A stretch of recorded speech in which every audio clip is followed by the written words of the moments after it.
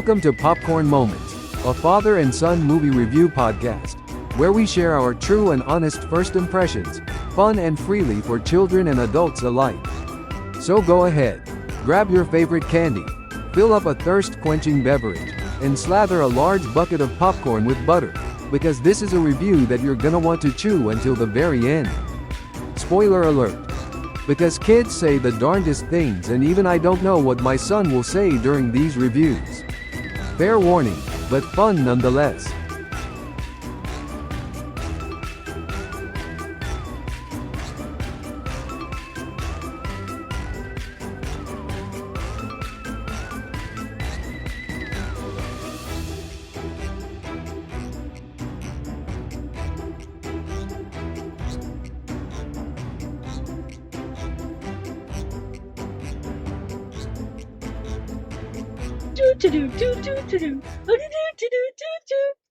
Say what?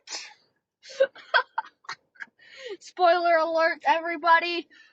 Welcome to Popcorn Moments. And today we are talking about Amphibia.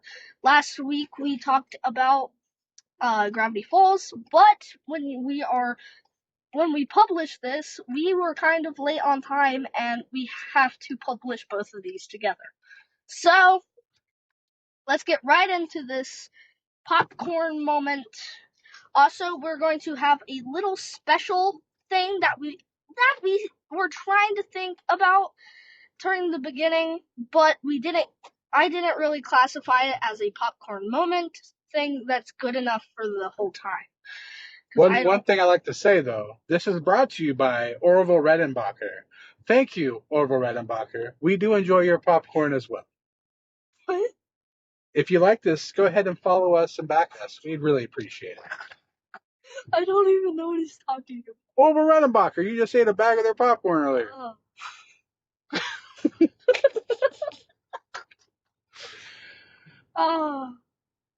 Anywho. We are talking about Amphibia, and then later we are going to talk about a little mystery thing that happened this week in our very special video game that we love. And we are so happy that it's getting a new update this week. But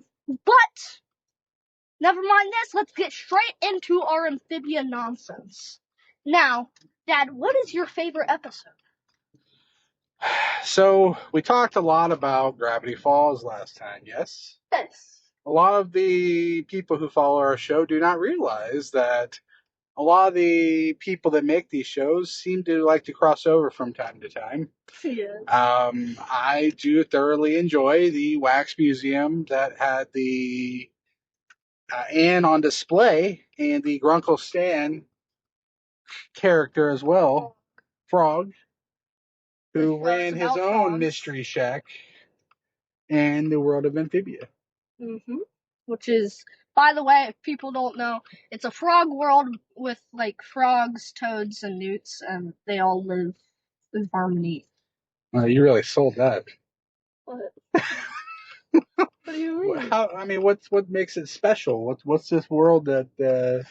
Okay, there's a bunch of killer monsters that are trying to kill everyone. The toads hate the frogs, and the only reason the toads go over to the frog town is because they need taxes. Then, on the other side, the newts are this powerful, over everyone city where they don't even care about the toads and frogs. And the king, Andreas, is the only person who even talks to the frogs and newts, and he only talks to the toads because he needs taxes. Man, that's how the world rolls, So, how does it begin? Like, I think that would be a great way to kind of bring people into it. Like, what was it that happened that connected you from the get-go? Like, how did it start? Where did you get hooked? Sprig. Sprig is a great choice. As soon as I saw Sprig, I was hooked on the show. So who is Sprig? He is a little frog boy, and his full name is Sprig Plant. We don't know his middle name.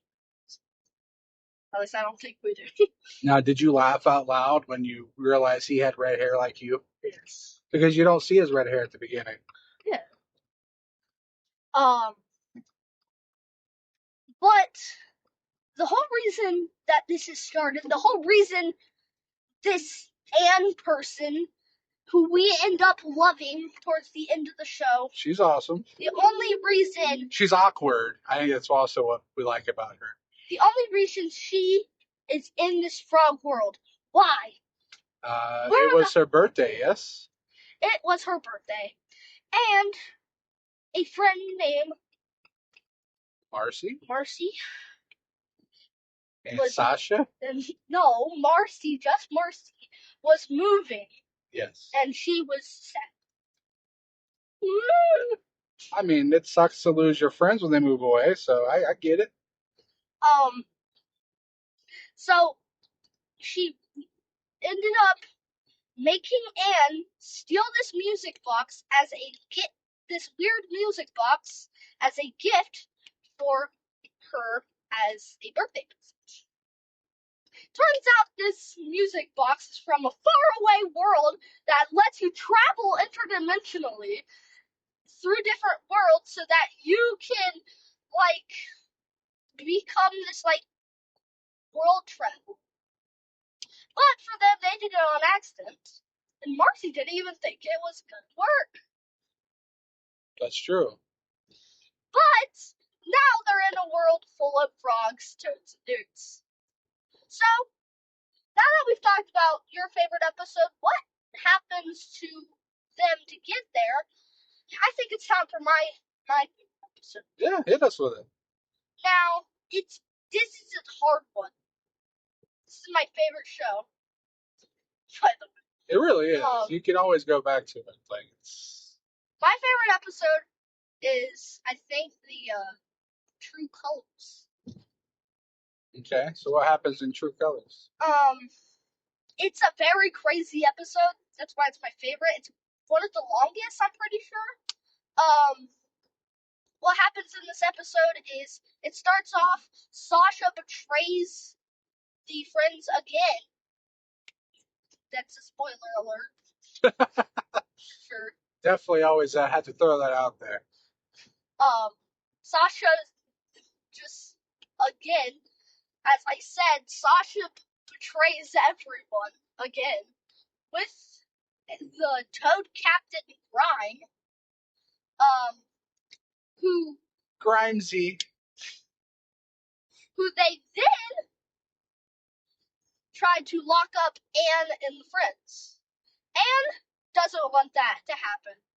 So she beats up all the newts, or all the toads trying to get all of her friends in there. So then they make a plan. They stop Sasha, and yay, we think everything's saved. Oh, but while Sasha and Grime were trying to relax as the new kings, for some reason, even though Sasha's a girl, of the Amphibia, until they find this weird poster thing. They rip it off the wall just to find underneath Andreas is evil. No. Which he was such a nice guy. Well, this maybe too nice. Yeah, a little too nice actually. Which then, when she gets stopped, she is like, oh no. So now King is back, or the King Andreas is back as king. And what ends up happening is Anne gives King Andreas the music box. In that picture, King Andreas was using the music box to destroy the world. Right as Anne gave it to the king. All heck. Broke loose. He threatens to send everyone back and to destroy Earth. But, of course, they can't let that happen. King Andreas sends his robots in, and they all fight him. Until Andreas grabs Sprig, threatens to throw him out the window if they don't give the music box back. They give the music box back. King Andreas drops Sprig out the window. As Anne is lying on the ground, super angry, Marcy jumps out on Joe Sparrow the bird and uses Joe Sparrow to save Sprig, which then Anne turns Super Saiyan. We're not even talking about Dragon Ball Z here. We are talking about a completely different show, but she goes Super Saiyan and demolishes. As we would say in this moment, we would demolish our popcorn. That's true. But Very she true. was demolishing King Andrews. Destroying King Andrews. Until these powers fail. She's never done it. Never done it. This is weird. Of course, she's not going to be able to keep it up. So, what ends up happening is, Marcy grabs the music box after saving Sprig and uses the music box to make sure that they can go home. But Marcy ends up getting stabbed as everyone else is trying to go through the portal. Marcy gets stabbed and the portal closes. That is the end of the episode. So who all went through the portal? It was Frobo's head, Polly, Sprig, Hot Pop, and Anne? Yeah, that's. So I know you mentioned that Sprig was your favorite character. Yes. You did not ask me who my favorite character. Who was your favorite character? So it's easy to say Hot Pop, but the one I'm going to tell you is a little controversial. What? You could say it. Say it. What? Say what? Sasha. I want to kill you now. Sasha is the anti-hero that you root for to find redemption. Okay, so you mentioned Dragon Ball Z earlier. You mentioned the Super Saiyan thing. Yes. One of my favorite characters from Dragon Ball Z was Vegeta, the Prince of all Saiyans. He was a bad guy. He found redemption, and now you root for him. I'm just saying. Sasha, she is a tough as nails girl, and it's easy to root for her, even as she's slapping people around. Well, I'll let you say Hot Pop and Sasha. Oh, I can say both? I'll let you say that. I'll say one can be like your favorite character from Amphibia, like the world of Amphibia. Okay. And one of the girls. Okay. I have a favorite girl and a favorite. So Sprig is your favorite from Amphibia. And Marcy is my favorite of the three girls. Okay. What do you like about Marcy? She's one of the funniest characters out of the three. I mean, Anne's pretty funny, but when we see Marcy, she's like hilarious. She lives in a fantastical world, doesn't she? Yes. It just reminds me of me. Yep. But I think we should talk about the finale real quick. Okay. I mean, you mentioned about Anne having her powers. What about... Is there two others you're forgetting to talk about? What about Sasha and Marcy having powers? Oh, that lovely music box does more than you would think. Yep. The crystals on the music box power up the people. So we lead to the finale when the girls all power up the crystals, yes? Yes. Go on the missions to charge those things up. I want to say, didn't you point out that Anne did not fully charge hers? Let me tell you. Okay. So, when they charge the music box, it drains their power. That's why King Andrews says, when Anne becomes Super Saiyan, he says, "That's impossible!" That's because That's like a famous bad guy line when someone that's supposed to be weak gets power, by the way. Like, look at all the old animes and stuff. There's always like, oh my god, that's impossible. It's over 9,000. Okay. Anyway, continue. But because he even says, I have the music box fully charged.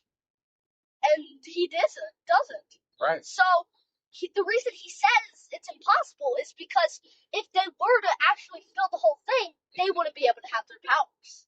So, Anne was lucky enough to not put it all away. Okay. And that's a little thing. That's a little Easter egg, I think, I found.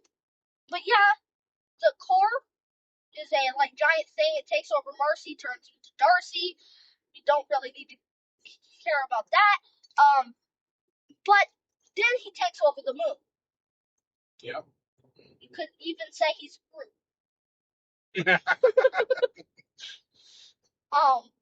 He is despicable. So that's when all the girls get their powers to Girls. go to get their powers to destroy the moon. This sounds like Despicable Me now. It really does sound like a Despicable Me story. That's Super Saiyan's more minions. But it's not working. So Anne, by herself, takes all three crystals' powers to stop the moon. But then Spring is like, no, she's gonna die. So he flies up there on Frobo, which if you don't know, Frobo is this giant purple thing, like purple rocket thing. Now, apparently, he was a robot. Now he's a rocket. But now Spring's sad because Anne dies. Quotation mark, quotation mark. She gets sent to this weird room with her cat Domino, and she gets sent back because she did so many good deeds to all of her friends that she gets to go back to life, which is pretty awesome. Anne's a good person. She has good karma coming back her way. Which then they get us with the heartbreak ending. With pulling at the heartstrings. With the amphibian area of a zoo, I'd say. An aquarium. Aquarium, yeah.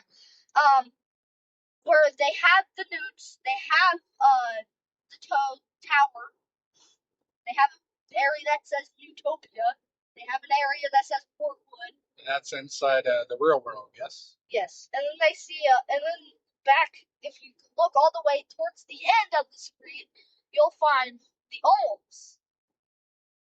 Right? Yes. So, we have all three living creatures from Amphibia, at least like talking creatures, like actual mind creatures that are smart in Amphibia, who are all in there, and that's pretty cool. Normal animals. Yeah, normal animals. Yes. You're not gonna see Brian the Toad Tower in there. But yeah, it's a great ending. Makes me sad. But and it's in the future, so like time has definitely gone by, right? Definitely. But then we have a little cool thing called Marcy's Journal that came out, which just gives a little bit more story, but gives us a little more backstory on some of the crazy things. I like the fact before that happened, though, that all the girls came back together at the end. Yeah. Where Anne was working at the aquarium. So that was really cool that she did that. But yeah, Marcy's book, it filled in a lot of the gaps, yes? Anne gave us a lot of more story and definitely made it more confusing. I am confused about the story now. Oh my. But in it's talking about the Gravity Falls, I'm sorry. It talks about the crystals on the music box. It's saying that the music box is bad and the crystals are demonic. They're made by some demonic force. And that's where I get confused. Like, huh? What are you, like, huh? This show got darker than it was. And, yeah, so, I don't think that's all we can say about Amphibia. Well, I mean, so we ended with the girls, right, in the future. Yeah. But it went back to Amphibia. And it's set up, potentially, yes? Back to Marcy's journal. This is like probably the craziest thing I ever found in a book. And it was that in Marcy's journal, we find out that the girls have a way to return to Amphibia. Because the blue hair lady from one of the episodes. The other scientists? Yes, yeah. The other scientists. Found a way to return to Amphibia. And, well, that's where it ends. Yeah. We also had the Sprig and company. They have another island to go visit. Yep. And Polly has legs, so that was I don't know. Like me personally, I think it'd be awesome if they returned, even if it was like a movie or like a short final season final. I mean, last time we did a podcast, we talked about Gravity Falls and how geeked would be if they brought it back and did like a final send off kind of thing. Amphibia was up there. I really feel it delivered.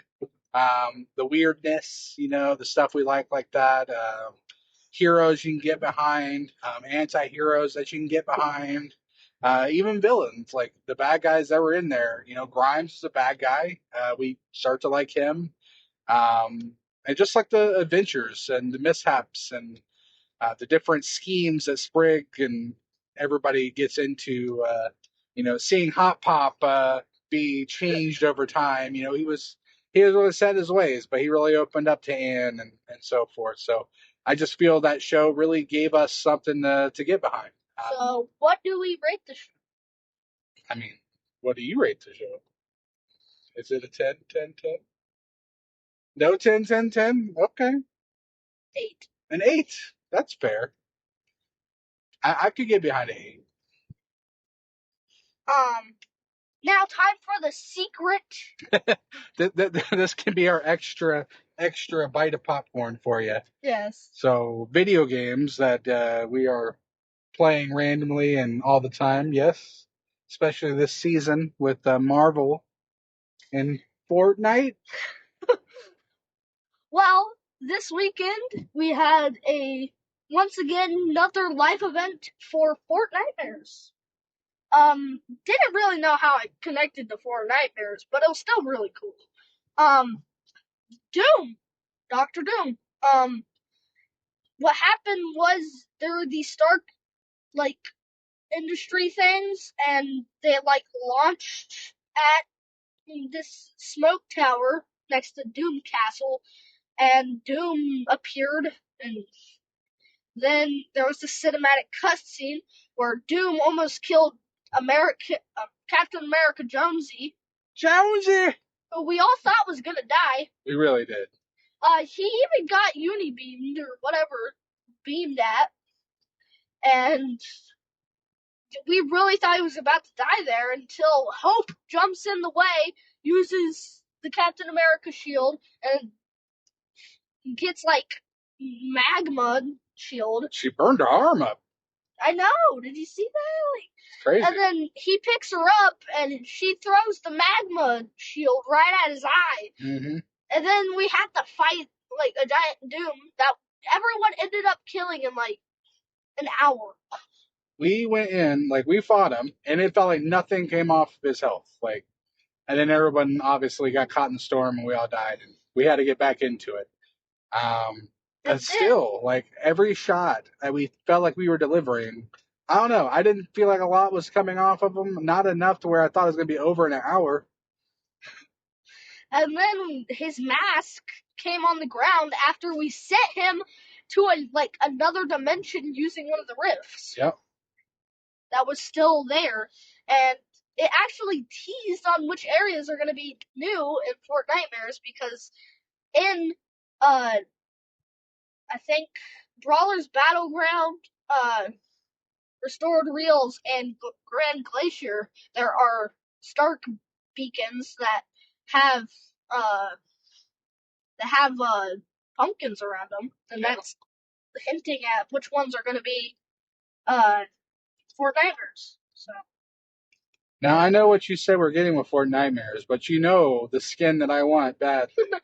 Jason. I want Jason Voorhees. So Fortnite, don't play with my heart. Just give it to me. All right? But So, it's going to be fun. what would you rate that live? I mean, the fact that we've only ever partaken in 2, and that most of the time we try to do the live events, people are jerks who want to kill us and ruin our fun. But hey, I love it when it's like that last second where it happens and everybody's like working together. Like, that's really cool. I mean, someone even threw you a health to take care of you in the game. So, no, I mean, it's up there. I would say 8 or 7, somewhere around there. But don't get to do too many of the live events, but they're really cool when we're able to do it. I'm definitely going to miss not having a chance to get into the season 1 that we're about to have soon, in next month. But I think we should leave it here. Yeah. That was Popcorn Moments. And that was an extra bite. Yep. We'll see you guys next time. Bye. Hey.